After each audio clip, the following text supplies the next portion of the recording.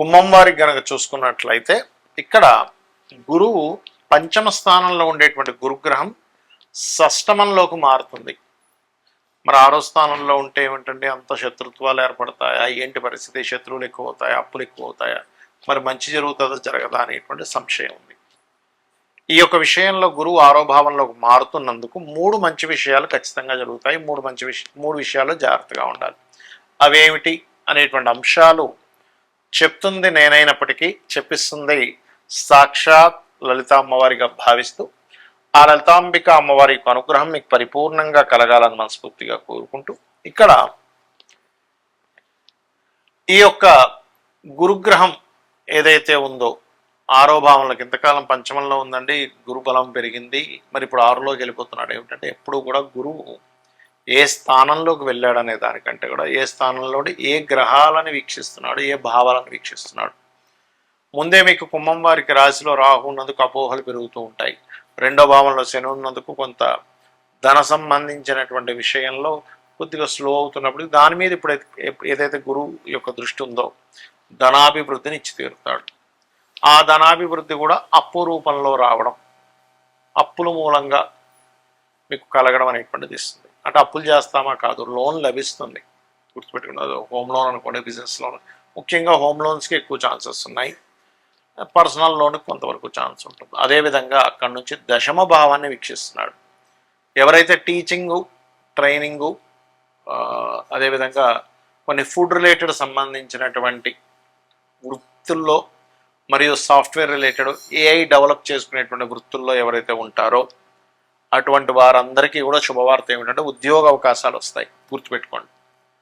అలాగే మరొక విషయం ఏంటంటే ఇక్కడ ఈ మూడో భావంలో కుజుడు ఉన్నందుకు కొద్దిగా ఆవేశం పెరుగుతూ ఉంటుంది. లగ్నంలో రాహు, మూడులో కుజుడు కదా, అవతల వాళ్ళ మీద ఒక రకమైన అభిప్రాయాలు వచ్చేయడం జరుగుతూ ఉంటుంది. కాబట్టి జాగ్రత్తగా ఉండండి. మరి ఇక్కడ తీసుకోవాల్సిన జాగ్రత్తలు కూడా ఏమిటి అంటే అప్పు ఎవరి దగ్గర తీసుకుంటున్నాము, దాని ద్వారా ఇబ్బంది ఏమైనా వస్తుందా, లేదా కొంతమందికి చూడండి బ్రీతింగ్ ఇష్యూస్ లేదా పొత్తి కడుపులో ఒక రకమైన ఇబ్బంది ఉంటుంది. ఆ హెల్త్ రిలేటెడ్ సంబంధించిన విషయంలో జాగ్రత్తగా ఉండండి ప్రధానంగా. అలాగే మరొక విషయం ఏంటి అంటే చూసుకున్నట్లయితే రెండవ భావంలో శని రెండులో ఉంటూ గురువు యొక్క దృష్టి పడుతుంది శని మీద.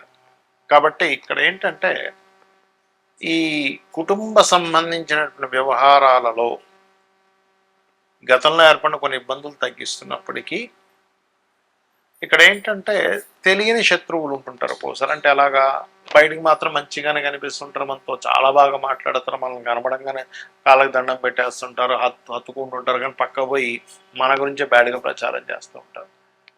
అసలు మన నమ్మం కూడా ఏంటి, ఇతను మన గురించి బ్యాడ్గా ప్రచారం చేస్తున్నాడా, ఏమిటిది అని అర్థం కాదు. అటువంటి సిచ్యువేషన్స్, అటువంటి కండిషన్స్ వస్తూ ఉంటాయి. కాబట్టి ఈ యొక్క విషయంలో మీరు జాగ్రత్త వహించండి. ఇక మీరు నిత్యము చేయవలసినటువంటిది రాహు, శని, గురు, కుజ ఈ 4 గ్రహాల దగ్గర దీపారాధన చేయడము, విష్ణు సహస్రనామాలు శ్రవణము, లలితా సహస్రనామాల పఠనం చేయండి. మరియు మీకు దగ్గరలో గోశాల ఉన్నట్లయితే గోవులకి 4 ఉండల్లాగా బెల్లము 4 ఉండలు చేసి తినిపించండి. దీని ద్వారా ఏమవుతుందంటే లగ్నంలో రాహు ఉన్నందుకు, రాహు వల్ల ఏంటి కొన్ని నెగటివ్ ఎనర్జీస్ మన దగ్గరికి వస్తుంది. ఆ నెగటివ్ ఎనర్జీస్ లేకుండా అంటే మనం వాటికి దూరంగా ఉండేలాగా ప్రొటెక్షన్ అనేటువంటిది ఓం దుమ్ దుర్గాయ నమః అనే మంత్రం ద్వారా కూడా కలుగుతుంది. గురువు కర్కాటక రాశిలోకి మారుతూ ఈ సంవత్సరం మనకు పోయిన సంవత్సరం ఎలా అయితే వృషభంలో ఉన్నటువంటి గురువు మిథునంలోకి, మిథునం నుంచి మరలా కర్కాటకంలోకి వెళ్ళి మళ్ళా కర్కాటక నుంచి మిథునంలోకి వచ్చి కూర్చున్నాడు. ఈ సంవత్సరం కూడా 3 రాసులు అంటే మిథునంలో ఉన్న గురువు ఇప్పుడు మనకి కొత్త సంవత్సరాన్ని మిథునంలో ఉన్నాడు. అలాగే కర్కాటకంలోకి వస్తున్నాడు జూన్ 2కి, నవంబర్ 1కి అలాగా సింహంలోకి వెళ్ళి కేతుతో కనెక్ట్ అవుతున్నాడు. దీనివల్ల దేశకాల పరిస్థితుల్లో ఎందుకు ఇంత ఇబ్బంది, ఎందుకంటే గురువు ఉచ్చస్థానంలోకి వెళ్తుంటే ఇబ్బంది ఏంటండి, నేను చాలా రోజుల క్రితం చెప్పాను ఏమండి, గురువు కాదు, గురువు యొక్క స్వరూపం పూర్తిగా పాడైంది అని. అందుకే చూడండి విపరీతమైన ఎండలు, విపరీతమైనటువంటి వర్షాలు, ఒక రకమైనటువంటి అన్నీ కూడా చెప్పుకున్నాం మన యూట్యూబ్ ఛానల్లో ఉన్నాయి. అదేదో అంటే విపత్తు వచ్చేస్తుంది అనేటువంటివి మనం వింటూ ఉన్నాం వార్తలు. ఎందుకు కారణం ఏమిటి అంటే సర్పదోషాన్ని ఇన్నర్గా క్రియేట్ అవుతుంది అక్కడ. సర్పదోషం ఎలా క్రియేట్ అవుద్ది? రాహు వల్ల, కేతువు వల్ల. రాహుకేతువులు ఇంకొక గ్రహంతో కంజక్షన్లో ఉన్నప్పుడు సర్పదోషాలు క్రియేట్ అవుతూ ఉంటాయి కదా. రైట్. అయితే ఈ కంజంక్షన్ విషయంలో ఇక్కడ ఒక మంచి కంజంక్షన్ కూడా ఉంది, అది కూడా ఏంటో చెప్తాను. ఒకటి, కర్కాటక రాశిలోకి జూపిటర్ ఎంటర్ అవుతున్నందుకు జలప్రలయాలు, జలం మూలంగానే కొన్ని వైరస్లు రావడం, ఈ కుజుడి మీద ఈ ఈ గురువు మీద కుజుడి యొక్క దృష్టి ఉన్నందుకు ఆ యొక్క దృష్టి మూలంగా కొన్ని యుద్ధ సంబంధించిన అనవసరమైన ఉద్యమాలు, వద్దన్నా సరే పిచ్చి పిచ్చి ఉద్యమాలన్నీ కూడా జరుగుతాయి ఈ లోకంలో. విపరీతమైనటువంటి కొన్ని ఉద్యమాలు జరగనున్నాయి, గుర్తుపెట్టుకోండి. అవి తలా తోకా లేనటువంటి ఉద్యమాలు.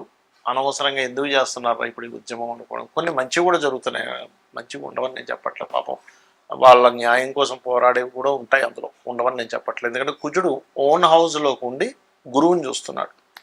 కర్కాటక రాశిలో ఉండే గురువు. కర్కాటక రాశిలో ఉండే గురువు అంటే ఏంటి? విద్యార్థులు, విద్యా సంస్థలు, విద్యా సంబంధించిన విద్యార్థులు కొన్ని ఉద్యమాల్లోకి ఎంటర్ అవ్వడం ఇస్తాడు ఇక్కడ. ఎందుకండి, ఏం గురువు మంచి ప్లేస్లో ఉన్నాడు కదా, కుజుడు కూడా ఓన్ హౌస్ని చూసుకుంటున్నాడు కదా అంటే, ఇక్కడ మనం అర్థం చేసుకోవాల్సింది గురువు శని రాహు ఎనర్జీస్తో ఉన్నప్పుడు సర్పదోషాన్ని క్రియేట్ చేస్తూ ఉంటాడు. అందుకే మనకి ఇంకా విపరీతంగా వార్ స్ట్రాటజీస్ ఇంకా పెరగడం జరుగుతూ ఉంటుంది. అలాగే మరొక విషయం ఏంటంటే ఈ జలప్రలయాలు అనుకోండి, పశువుల మూలంగా అంటే కొన్ని జంతువుల మూలంగా కూడా వచ్చేటువంటి వైరస్లు అనుకోండి. కుజుడు కొన్ని జంతువులకు కారకుడు కూడా తీసుకుంటాం మనం, కాబట్టి వాటి మూలంగా అవ్వడం అనేటువంటిది జరుగుతూ ఉంటుంది. మరి ఈ యొక్క ప్రభావం ఇలా ఉన్నప్పుడు అందరూ చేయవలసినటువంటి రెమెడీస్ ఏమిటి? ఇక్కడ మీ లగ్నం తెలిసినా, మీ రాశి తెలిసినా తెలియకపోయినా, మీది ఫలానా నక్షత్రము అని చెప్పి మీకు తెలిసినా తెలియకున్నా కూడా మీరు చేయవలసినటువంటి పరిహారాలు ఏమిటి ఇక్కడ అని చెప్పి చూసుకున్నట్లయితే, ప్రధానంగా ఇక్కడ మీరు చండీ, మీ ఇంట్లో మీరు చండీ చేయించుకునే స్తోమత కనుక మీరు కలిగి ఉన్నట్లయితే ఖచ్చితంగా ఇంట్లో చేయించుకోండి. Point number 1.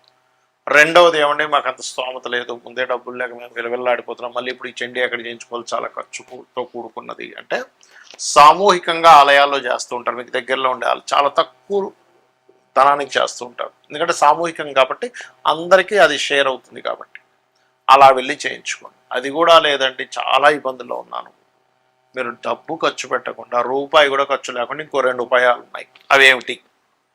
చండీ జరుగుతున్నటువంటి ప్రదేశానికి వెళ్ళి కూర్చోండి, శ్రద్ధగా, భక్తిగా, శ్రద్ధగా అక్కడ కూర్చుంటే చండీ చేయించిన దాంట్లో పావు వంతు అంటే 25% ఫలితం మీకు ఖచ్చితంగా వచ్చి తీరుతుంది. అందులో ఎటువంటి సందేహం కానీ సంకోచం కానీ లేదు. ఇది శాస్త్రాల్లో చెప్పినటువంటి అంశం నేను చెప్తున్నాను మీకు. అలా కూడా కాదు, నేను ఏదో దుబాయ్లో ఉన్నాను, ఎక్కడో ఉన్నానంటే నా పరిస్థితి ఇలా ఉంది, ఇక్కడెక్కడా కూడా అక్కడ చండీలు అవి ఏం చేయరు. అప్పుడు ఏమిటి? యూట్యూబ్ ఉందిగా, మీరు ఎక్కడున్నా కూడా, మీరు ప్రపంచంలో ఎక్కడున్నా యూట్యూబ్ ఉంది. ఆ యూట్యూబ్లో చండీ పారాయణము అని కొట్టండి, వినండి. ఏమిటో అండి అంత కన్ఫ్యూజన్గా ఉందనుకుంటే లలిత వినండి, కనీసం సరిపోతుంది, ఏమీ అక్కర్లేదు. ఎందుకంటే మీకు స్తోమత ఉంటే ధనం పెట్టి చేయించుకోండి, స్తోమత లేకపోతే కేవలం లలితా సహస్రనామాలు విన్నా మీకు ఆ ఫలితం వస్తుంది. అమ్మవారు అమ్మలాగా కాపాడుతుంది, ఒక బిడ్డని ఎలా కాపాడుతుందో అలా కాపాడుతుంది. ఎలాంటి వాటి నుంచి కాపాడుతుందండి? అనవసరమైన విపత్తుల్లో మనం చిక్కుకోకుండా. గోచార గ్రహాల్లో ముఖ్యంగా గురువు కర్కాటకంలోకి అతిచారంలో, ఈ అతిచారం వల్ల ఏమిటంటే మనం లాస్ట్ టైం కూడా చెప్పుకున్నాం, అతిచారానికి ముందే చెప్పాను ఏమంటే గోల్డ్ రేటు, సిల్వర్ రేట్ ఎలా పెరుగుతుందో పిచ్చి పిచ్చి పెరుగుతుందని. అలాగే ఇప్పుడు కూడా పెరిగేటువంటి యోగాలు ఇస్తూ ఉంది. ఇది 1 సంవత్సరం వరకు ఉంటుంది. అయితే ఇందులో ఒక గమ్మత్తైన విషయం ఏంటంటే, ఈ గురువు కేతువు కలిసి సింహరాశిలో కలుస్తారు. అదొక సాధనా సమయంగా చెప్తారు శాస్త్రంలో. అంటే ఎవరైనా సాధకులు కొన్ని గురువుల దగ్గర కొన్ని మంత్రాలు తీసుకొని, లేకపోతే కొన్ని బీజాక్షరాలతో కూడినటువంటి ఉపదేశం తీసుకొని చేస్తూ ఉంటారు. వారికి నవంబర్ 1వ తేదీ నుంచి 25వ తేదీ వరకు ఈ 25 రోజులు సాధనా సమయంగా చెప్పుకోవచ్చు. కాబట్టి ఇలా చేయండి. మరియు మనకి ఇప్పుడు పుష్కరాలు వస్తున్నాయి, పుష్కరాల దగ్గర కూడా చాలా జాగ్రత్తగా ఉండండి. శ్రీమాత్రే నమః.